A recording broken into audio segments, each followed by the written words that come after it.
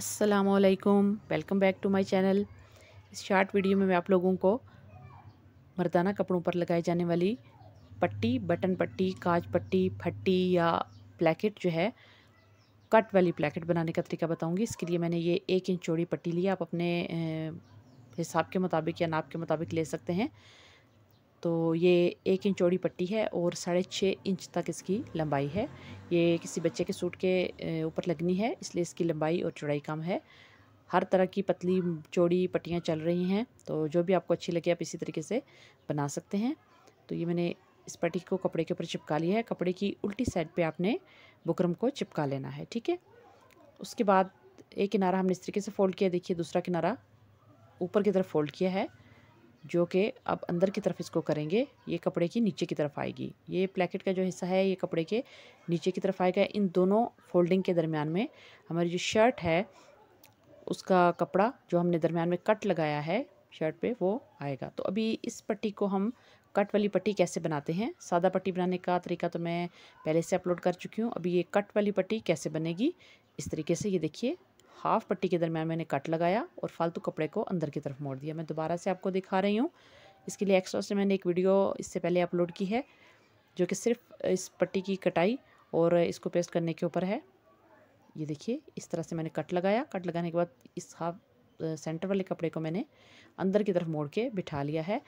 और अब ये आपकी कट वाली बटन पट्टी, काज पट्टी तैयार है। इसको हाफ पट्टी भी बोलते हैं। एंड वाली साइड से भी इसको इस तरीके से फोल्ड करके हल्का सा प्रेस कर लें। और अभी ये पट्टी की सिलाई जहाँ तक आपकी आती है वहाँ तक हम इस पट्टी के नीचे वाले हिस्सा है जो कपड़े के नीचे की तरफ आएगी फोल्डिंग, उसको हम इतना कट कर लेंगे।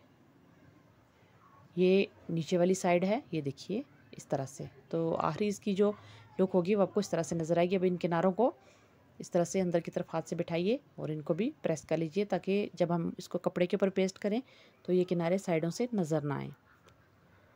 अभी इसको लगाते हैं शर्ट के ऊपर। तो शर्ट का फ्रंट दामन जिसकी कटिंग हुई है पहले, उसके ऊपर इसको लगाएंगे। उससे पहले ये तो काज पट्टी थी जिसके ऊपर काज होते हैं। जो बटन पट्टी है उसको बुकरम के साथ भी बना सकते हैं, लेकिन ये बच्चों की चूँकि कॉटन का कपड़ा है तो मैं बगैर बुकरम के बना रही हूँ, ठीक है।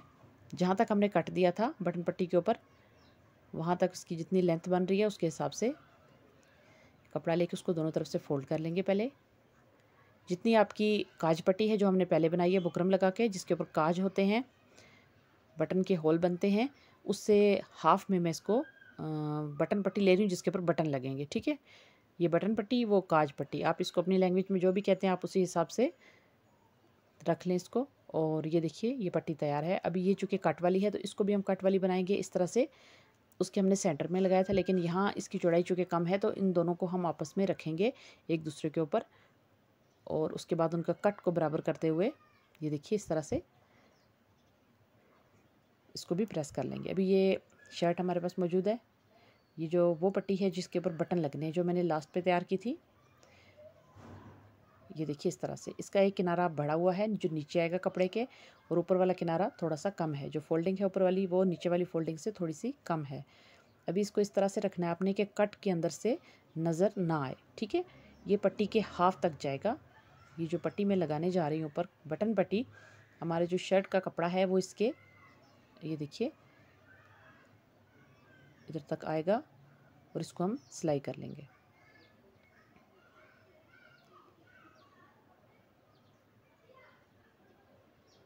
इस पट्टी को सिलाई करने के बाद आपने सिर्फ ध्यान इस बात का रखना है कि जो नीचे वाला कपड़ा है वो सिलाई के अंदर है, इसलिए इसको हमने ऊपर वाली फोल्डिंग से थोड़ा सा ज़्यादा फोल्ड किया था बाहर की तरफ निकालते हुए, दोनों बराबर नहीं रखी थी, ठीक है। ये बटन पट्टी हमारी लग गई। आप इसमें चाहें तो बुकरम भी लगा सकते हैं। अभी हम इस पर लगाएंगे काज वाली पट्टी जिसके ऊपर बटन के काज हम करवाते हैं।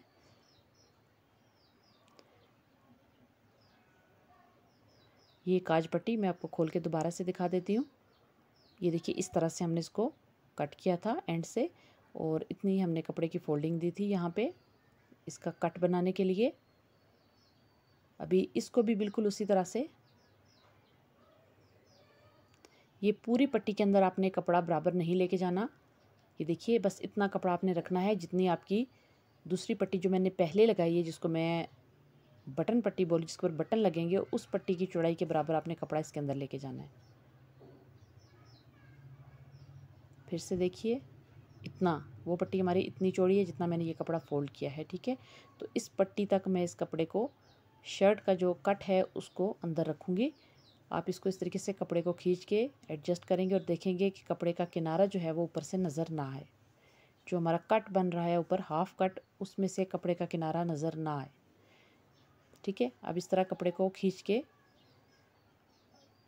अच्छे तरीके से बिठा लें पट्टी के अंदर, इस तरह से। ये देखिए, ये इस कट तक आया है और अब इसके ऊपर सिलाई लगा लेंगे उसी तरह से जिस तरह से हमने पहली वाली पट्टी के ऊपर सिलाई लगाई है।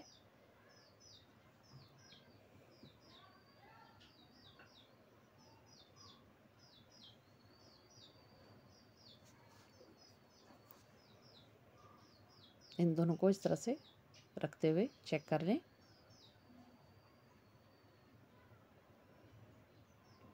अभी दूसरे हाथ की मदद से जो नीचे वाली हमारी फोल्डिंग है, जब इन दोनों फोल्डिंग के दरमियान कपड़ा रख रहे हैं तो वो दोनों सिलाई के अंदर आनी चाहिए। ये ना हो कि जो नीचे वाली फोल्डिंग है वो सिलाई से बाहर रह जाए। तो उसको अच्छे तरीके से हाथ के साथ आप प्रेस करेंगे और बाहर की तरफ खींचते, ऊपर वाली पट्टी को दबाते हुए नीचे वाली पट्टी को आर्म होल की कटिंग की तरफ अपने दाएं हाथ की तरफ आप खींचते हुए सिलाई लगाएंगे। यहाँ तक आके जहाँ पे हमने कट लगाया था पट्टी के ख़त्म, ये देखिए, ये जो नीचे हमने कट दिया था आधी पट्टी को, जहाँ पे हमारी पट्टी की ये सिलाई ख़त्म हो रही है, यहाँ तक लाके आप ऊपर से दोनों जो हमारी कट वाली जगह हैं उन दोनों को बराबर करके देख लीजिए कि पट्टी ऊपर नीचे ना हो जाए। खिंचाव से कपड़े से पट्टी हमारी ऊपर नीचे ना हो जाए। इस तरह से कपड़े को खींचते हुए अच्छे तरीके से बिठा लें और उसके बाद सिलाई लगा लें। अभी यहाँ पे नीचे हमने कट दिया था, उस कट से थोड़ा ऊपर, बिल्कुल आपने उस कट के बराबर या उस कट के नीचे नहीं ले जाना। जो कट हमने लास्ट में आखिर पे 1.25 इंच तक कपड़ा काटा था, उसके किनारे तक ले जाके हमने मशीन को इस तरह से मोड़ लेना है। ऊपर से पट्टी के दोनों किनारे जो हैं स्टार्ट से आपने बराबर कर लेने हैं। उसके बाद ये सिलाई लगानी है। अभी ये जो हमारी फोल्डिंग है, क्योंकि मैंने आपको लास्ट वीडियो में बताया कि इसका कपड़ा बहुत कम था, तो इसको मैंने बचे हुए कपड़े के टुकड़ों के अंदर से इसकी तमाम जो ख़र्चा है, जो बुकरम के लिए कपड़े के लिए मुझे दरकार था, वो सब मैंने छोटे छोटे कपड़े के टुकड़ों के अंदर से निकाला है। अब इस तरीके से इसको अच्छे तरीके से हाथ से अंदर की तरफ कर लें कपड़े को, जो एक्स्ट्रा फोल्डिंग हमने दी है इसकी, और सिलाई आपकी इस बुकरम से नीचे नहीं उतरनी चाहिए, बिल्कुल उसके किनारे पे साथ साथ लगनी चाहिए।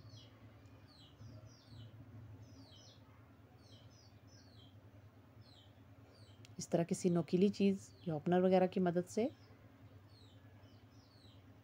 आप किनारों को अच्छे तरीके से अंदर बिठाइए और उसके बाद इस सिलाई को बिल्कुल किनारे पे ले जाके मोड़ लीजिए। अभी वापस यहाँ तक आएंगे जहाँ से हमने इस सिलाई को दोबारा ले जाके किनारे पे ले जाना है। आप चाहें तो ये किनारे वाली सिलाई पहले भी लगा सकते हैं। अगर ये किनारे वाली सिलाई आपने पहले लगाई है तो जहाँ पे अभी मशीन का पैर है यहीं पे रख के आप इसको स्टॉप कर दें और मशीन से कपड़े को निकाल लें। आपकी पट्टी तैयार हो जाएगी। अभी ये कट वाली हमारी जो बटन पट्टी है, काज पट्टी है, वो तैयार हो चुकी है।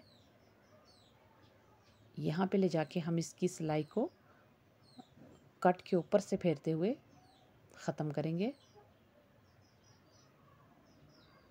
और बाकी जो तरीका है बैन लगाने का, यहाँ इसका जो बैन है कट से पीछे, जहाँ पे ये कपड़े का आपको किनारा नज़र आ रहा है, यहीं पे ख़त्म हो जाएगा। कट हमारा बैन से बाहर आएगा। ठीक है, तो ये कट वाली बटन पट्टी तैयार है।